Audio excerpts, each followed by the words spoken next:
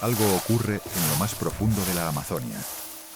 Entre la niebla baja y los árboles gigantes, hay un círculo de vida que respira con el bosque.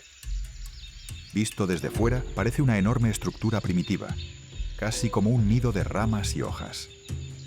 Pero dentro vive gente. Gente que cuando siente peligro en la selva, no sube escaleras ni huye a las montañas. Se reúne en el centro del Shabono, bajo el hueco abierto al cielo, como si la unión fuese su primera defensa. ¿Por qué alguien elegiría vivir así, tan lejos de todo lo que conocemos? Bienvenidos a Cronotierra, donde las historias no se cuentan, se descubren. Lo que vas a conocer hoy no son ruinas ni leyendas, son 6 pueblos del presente, que sobreviven en la selva más extensa y desafiante del planeta, y que nos obligan a preguntarnos si hemos confundido el progreso con la desconexión. Aquí el bosque habla. Aquí el tiempo no se mide con relojes. Y cada amanecer huele a tierra mojada, fuego lento y vida profunda. Estas comunidades, casi invisibles para el resto del mundo, han resistido invasiones, enfermedades y presiones externas para seguir siendo ellas mismas. Antes de comenzar, suscríbete al canal y activa la campanita para formar parte de esta comunidad. Y quédate hasta el final, porque la última tribu de este viaje habita una de las zonas más remotas y misteriosas de toda la Amazonia. Y su historia no se revela fácilmente. ¿Estás listo para descubrirlas? 1. Yanomami, guardianes del Shabono. Esto es la Amazonia, un lugar donde el hogar no se levanta entre las nubes, sino bajo un techo inmenso de palma que abraza a toda la comunidad. El suelo es barro húmedo. Cede, respira, absorbe cada paso como si la selva escuchara. El aire es denso, cargado de humedad, insectos invisibles y el murmullo de miles de hojas que nunca dejan de moverse. En el corazón de la selva, donde la luz apenas toca el suelo, los Yanomami construyen su mundo. Un mundo circular. Un refugio colectivo conocido como Shabono, tan amplio que puede albergar a decenas de familias viviendo bajo el mismo techo, organizadas por clanes y parentescos que se conocen desde hace generaciones. Aquí dentro, el aire cambia. Huele a madera fresca, a humo suave y a tierra viva. No hay paredes sólidas. La vida fluye, la conversación circula, los niños corren, los perros duermen cerca del fuego, y el cielo se ve a través del gran hueco central, como un recordatorio de que todo está conectado. Nada en el Shabono es decorativo, no por estética, no por costumbre vacía. Aquí cada gesto tiene un propósito, y cada estructura es fruto de una selva que da, pero también exige respeto. Cada comunidad vive dispersa, separada por ríos serpenteantes, colinas cubiertas de raíces y senderos que solo ellos saben intuir. No usan mapas escritos, su geografía es memoria. Cada río tiene un nombre, cada roca un espíritu, cada sonido una advertencia o una bendición. Ese conocimiento es su brújula, su historia y su defensa. Construir un nuevo Shabono no es solo trabajo, es un acto de continuidad. Primero eligen un claro en la selva, luego levantan columnas gruesas de madera y tejen hojas de palma que se superponen como escamas. La estructura se cierra en círculo, dejando un espacio vacío en el centro para el fuego, la vida y las ceremonias. Aquí, el hogar no domina la naturaleza, convive con ella. El techo respira, se mueve con el viento, deja pasar la lluvia justa para refrescar la tierra y deja escapar el humo para ahuyentar insectos y purificar el ambiente. Al caer la noche, la selva se llena de sonidos. Los grillos, los murciélagos, los monos nocturnos. Lo desconocido se mueve entre los árboles, pero dentro del Shabono, el fuego se enciende y las familias se reúnen en el centro, iluminadas por brasas rojas que suben hasta el hueco del cielo. La unión es su primera defensa. La comunidad es su frontera.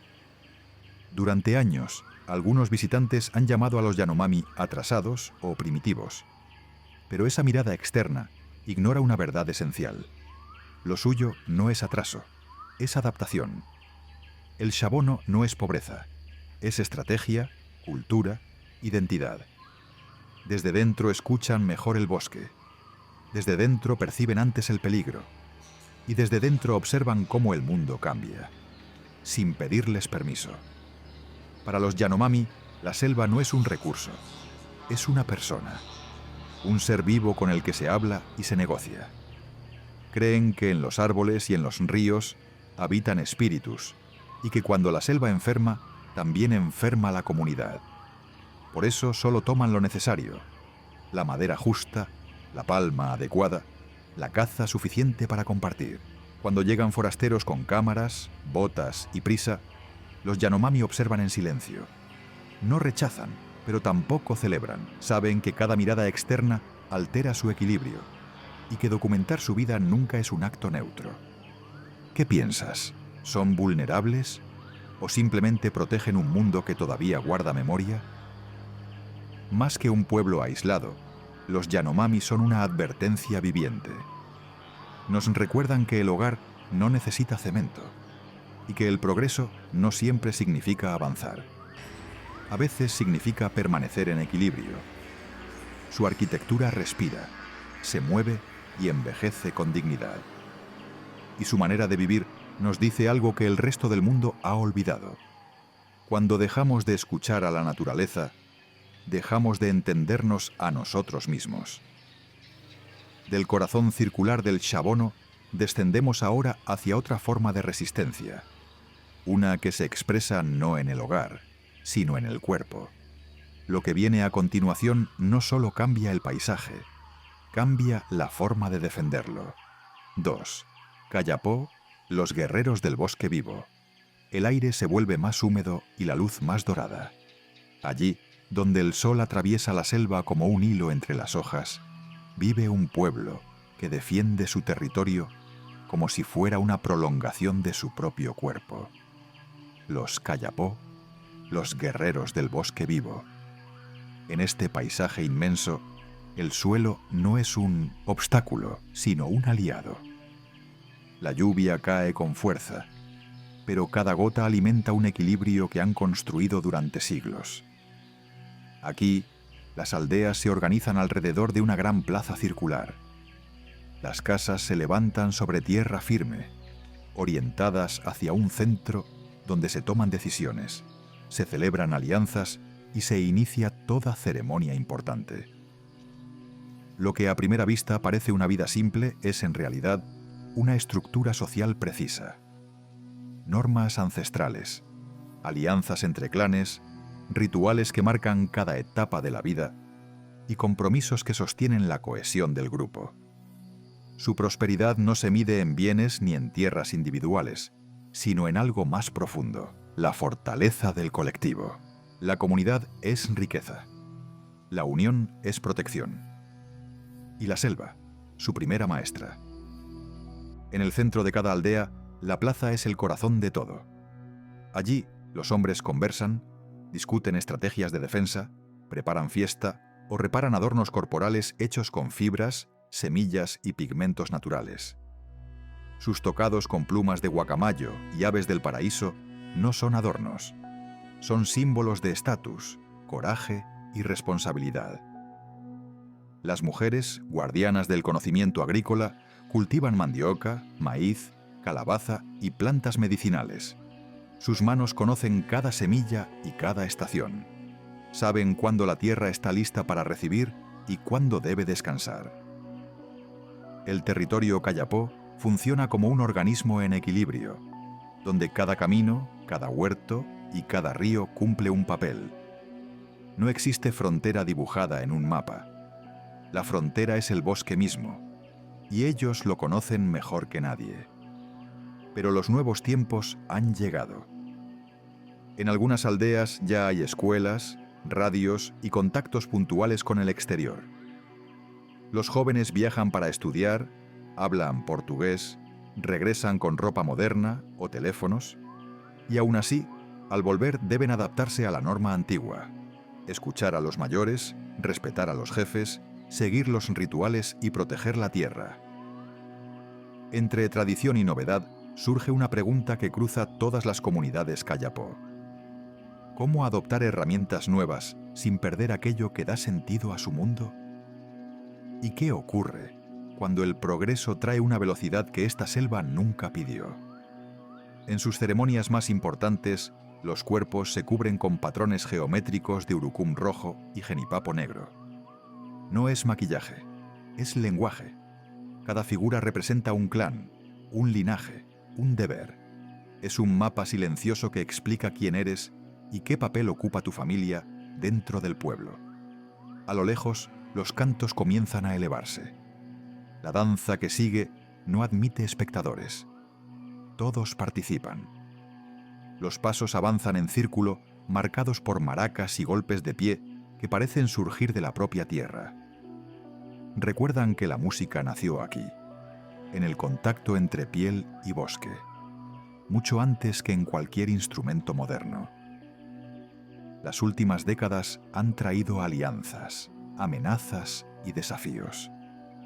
Muchos los ven como guerreros del pasado, otros como defensores de una selva que el mundo necesita para respirar. Pero ellos no se definen por las miradas externas. Cuidan su territorio con la paciencia de quien sabe que el equilibrio no se impone, se protege y se honra. ¿Y tú? ¿Crees que podemos aprender algo de quienes no necesitan correr para prosperar? El barro fértil de esta selva guarda historias de lucha y también de resiliencia. Ahora dejamos la plaza Kayapó y nos adentramos en un territorio más húmedo, más denso, más silencioso, donde la frontera no es la tierra, sino la propia respiración. 3. Matsés, los hombres del jaguar. Del barro fértil de la selva, descendemos hacia un territorio más húmedo y silencioso. El paisaje cambia y el sonido también. Cada paso se hunde, cada movimiento hace vibrar la tierra empapada. El aire huele a hojas mojadas, a resina fresca y a un rastro tenue de humo que se pierde entre los árboles. Entramos en el territorio de los matsés, conocidos por muchos como los hombres del jaguar, guardianes de uno de los paisajes más remotos entre Perú y Brasil. Aquí, el suelo nunca está quieto. No es firme ni estable. Es un entramado de barro, raíces y agua que respira. Riachuelos finos se abren paso bajo la vegetación, alimentando aldeas construidas en zonas altas para evitar las inundaciones que cada temporada transforman el mundo. En este laberinto de árboles y humedad, los matsés han vivido durante generaciones, adaptándose a un territorio que exige precisión absoluta. Nada es improvisado, nada es casual. Su manera de relacionarse con el bosque es su primer lenguaje. Los caminos no se marcan con señales visibles. Se memorizan por sonidos, por la inclinación de un tronco, por el rumor de un río cercano. Los matsés escuchan la selva como quien descifra un mapa vivo. La caza es uno de sus grandes saberes. Y para cazar, el cuerpo se transforma. Se pintan con patrones oscuros que imitan el rostro del jaguar y utilizan cerbatanas largas hechas de palma y madera dura. Con ellas lanzan dardos impregnados en venenos naturales, extraídos de plantas o de ranas específicas como la filomedusa bicolor, conocida en Occidente por el ritual del cambó. Pero aquí no es moda ni exotismo. Es conocimiento ancestral. Cada sustancia tiene un propósito, una dosis y un contexto preciso transmitido por los mayores. En el corazón de la aldea se levantan casas comunales con techos inmensos de palma. Allí se conversan historias, se decide sobre la caza, se comparten alimentos y se enseñan los cantos que describen animales, estaciones y ríos. La tradición pasa de voz en voz. Y cuando las palabras ya no bastan, alguien toma una fibra de palma, una semilla o una pintura natural para continuar la memoria sobre el cuerpo. Durante décadas, los matsés fueron malinterpretados por exploradores y funcionarios que los describieron como agresivos o inestables. Pero esa visión siempre ignoró un detalle esencial. La agresividad no era su naturaleza, era su defensa frente a invasiones, enfermedades y fronteras impuestas desde fuera. Su conocimiento del bosque es tan vasto que crearon un libro propio, un compendio médico escrito con ellos mismos, describiendo plantas, usos, preparaciones y diagnósticos. Todo sin una sola intervención externa. Es quizá la obra etnobotánica indígena más detallada de la Amazonia. Pero ese conocimiento enfrenta un dilema profundo. ¿Cómo preservar saberes que requieren selva intacta en un mundo donde la selva se reduce cada año?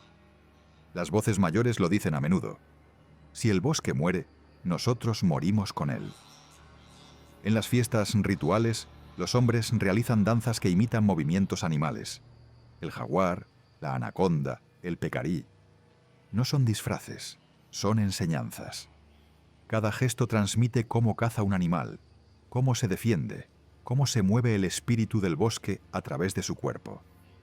Para los matsés, el mundo no está dividido entre humanos y naturaleza. Todo forma parte del mismo ser. El veneno cura. El cuerpo recuerda. El espíritu observa. Mientras la presión externa avanza por ríos y carreteras, surge una pregunta difícil de ignorar. ¿Podemos aprender sin arrebatar? ¿Podemos observar sin alterar aquello que intentamos comprender? Los pasos se vuelven más lentos. La humedad aprieta. Y en esta selva donde cada sombra podría ser un jaguar, avanzamos hacia una región donde la espiritualidad se convierte en forma de resistencia. Sigue viendo porque lo que viene ahora nos lleva a un pueblo que dialoga con el bosque no solo con la caza, sino con la cosmovisión. 4. Ashaninka. Los guardianes del río y la ayahuasca. Del sonido de los riachuelos, pasamos a un silencio más ancho, casi sagrado. La humedad del pantano se disipa y llega la calma profunda de la selva alta. Avanzamos por senderos estrechos, rodeados de árboles medicinales, lianas gruesas y hojas que brillan bajo la luz filtrada. El suelo parece moverse bajo los pies, no porque ceda, sino porque está vivo. Cada raíz, cada insecto, cada brote forma parte de un mismo pulso. El aire es más ligero, el viento trae mensajes de los ríos cercanos y una neblina suave esconde el horizonte. Estamos entrando en las tierras de los Ashaninka, uno de los pueblos más numerosos y respetados de la Amazonia, conocidos por su relación íntima con los espíritus del bosque y por su dominio de plantas medicinales como la ayahuasca. Sus aldeas se levantan cerca de los ríos, en zonas altas que evitan las crecidas y permiten cultivar huertos precisos donde cada planta tiene un propósito. Aquí, la distancia no se mide en kilómetros, sino en el esfuerzo que cuesta remontar un afluente o atravesar una quebrada. Un viaje puede durar horas o días, y a veces una simple canoa marca la diferencia entre avanzar o quedar atrapado por la corriente. La selva marca su ritmo. Cuando la niebla baja, la actividad se detiene y la gente se reúne para preparar medicinas, fibras o tintes. Cuando despeja, todos se mueven, se cazan animales, se revisan las chacras y se recolectan plantas que solo brotan tras la lluvia. El conocimiento de los Ashaninka sobre la tierra es minucioso. Saben qué parte del terreno debe descansar, qué planta requiere sombra y cuál necesita la humedad exacta del amanecer. De cada árbol aprenden algo, y a cada árbol devuelven un gesto. Sus casas se levantan sobre pilotes bajos, agrupadas alrededor de un espacio comunal donde siempre arde un fuego. El humo seca la ropa, ahuyenta insectos y purifica el ambiente para los rituales. Las paredes, oscurecidas por la ceniza, muestran el paso de los años como un libro silencioso. La comunicación no depende del eco, sino del agua. Los Ashaninka interpretan el sonido del río para saber si se aproxima lluvia, si los peces cambian de zona o si algún animal se mueve entre la orilla y la corriente.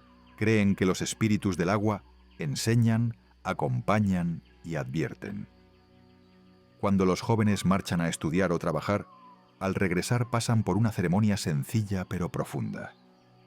La comunidad los recibe con hojas aromáticas, fuego y cantos.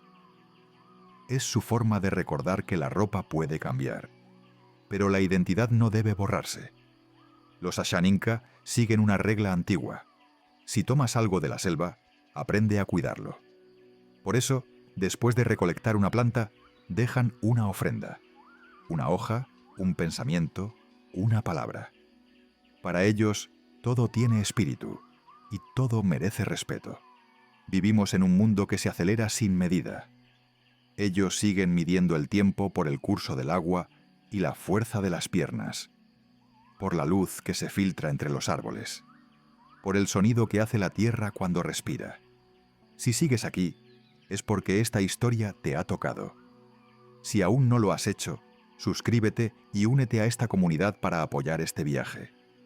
Porque desde este punto ya eres parte de esta travesía por los últimos guardianes de la Amazonia. Y sigue atento.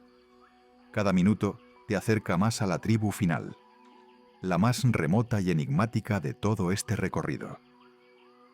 Y ahora quiero que reflexiones sobre algo. ¿Qué crees que vale más, la comodidad del progreso o la tranquilidad de las raíces? A veces la pregunta no tiene una única respuesta. Pero cuando miras de cerca la vida en estas aldeas, entiendes que no se trata de elegir entre pasado o futuro, sino entre vivir desconectados o vivir con sentido.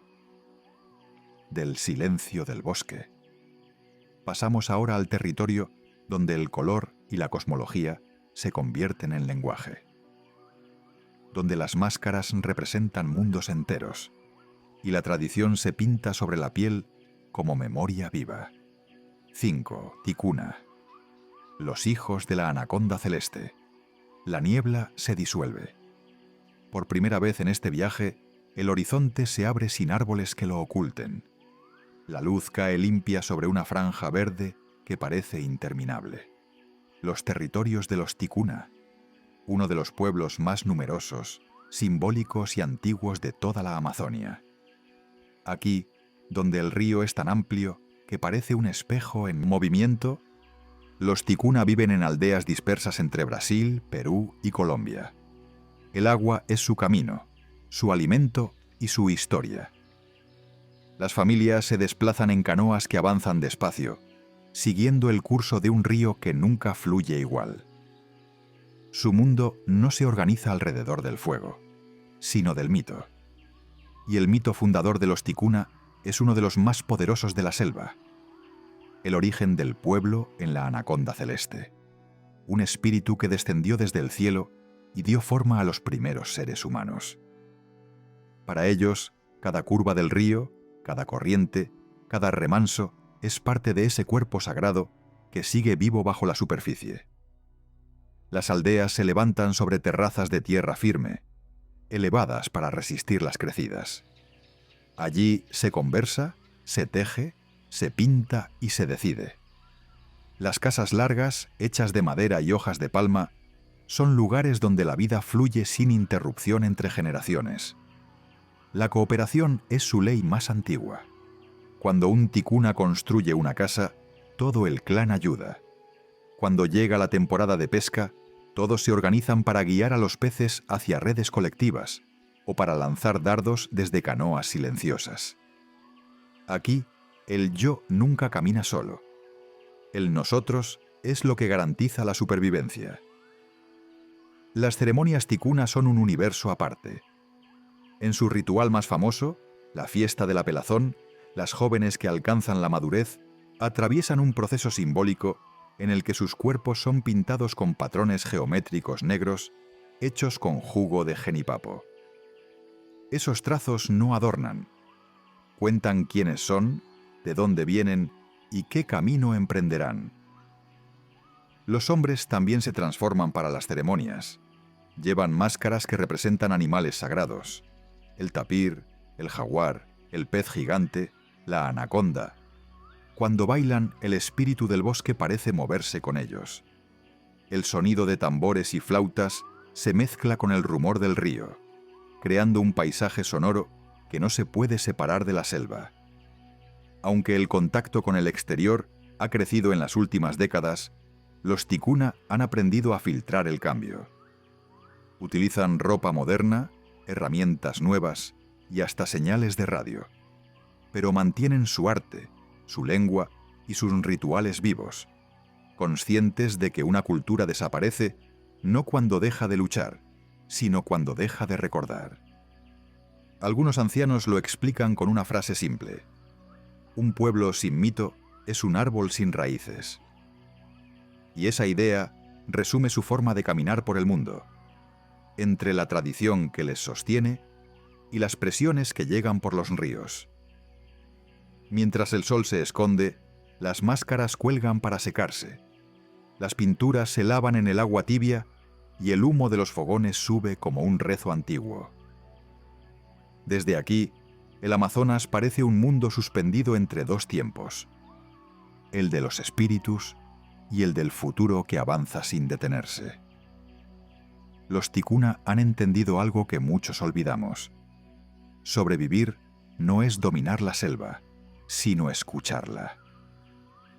Y ahora, después de 5 pueblos, 5 miradas y 5 formas de entender la vida, estás a un paso de conocer la última tribu, la más aislada, la más protegida, la más misteriosa, aquella de la que te hablamos al comienzo y cuya historia no se revela fácilmente.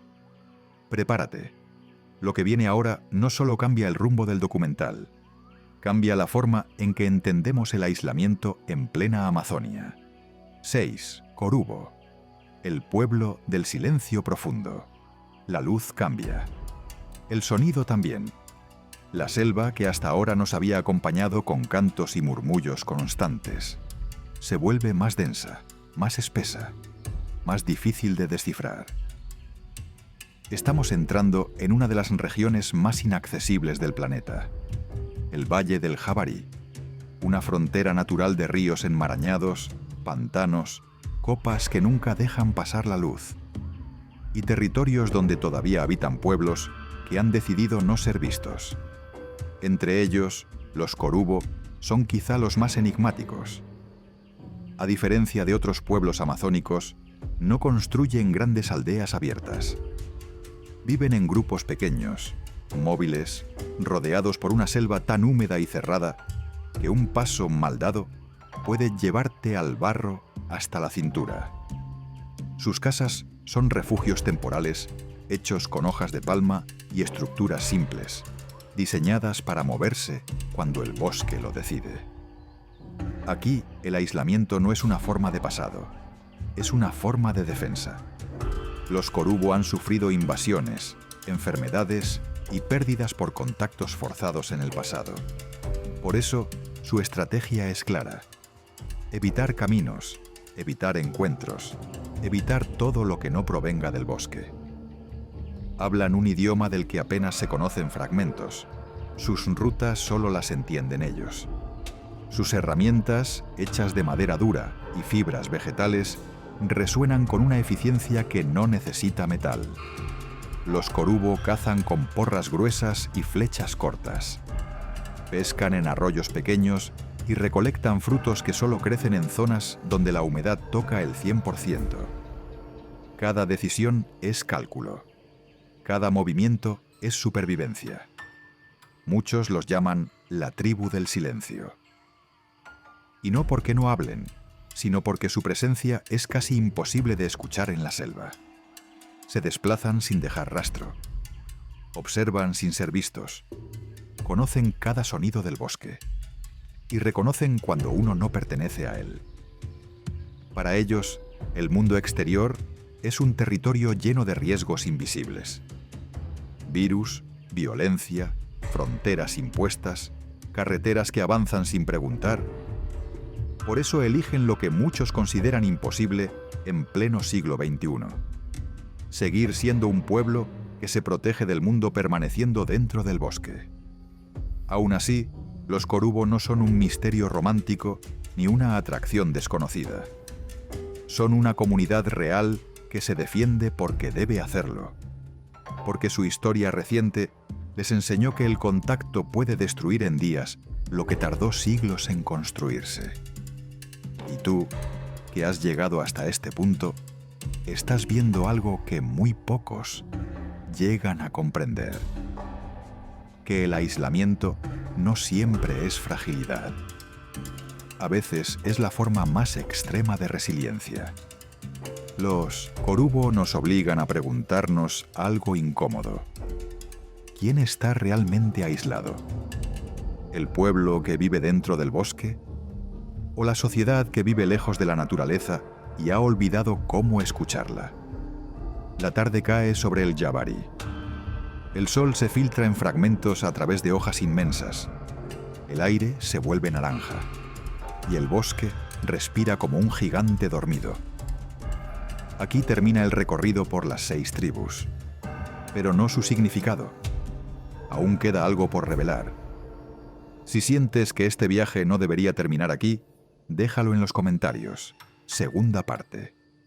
Tu voz nos ayuda a que estas historias sigan vivas y a mirar el mundo con respeto y curiosidad. ¿Sabías que la Amazonia es uno de los lugares con mayor diversidad lingüística del planeta? Muchas de sus lenguas tienen menos de 1000 hablantes y guardan conocimientos únicos sobre plantas, clima, navegación y supervivencia. Cuando una lengua desaparece, no solo se pierde un idioma, se extingue una forma irrepetible de entender el mundo. En este viaje hemos visto hogares que respiran con el bosque, comunidades que encuentran riqueza en la unión y rituales que nos enseñan a mirar con otros ojos. Y aquí está la revelación. El aislamiento de estas tribus no es un resto del pasado, es un reflejo del futuro que podríamos perder. La selva aún guarda respuestas que el mundo moderno dejó de escuchar.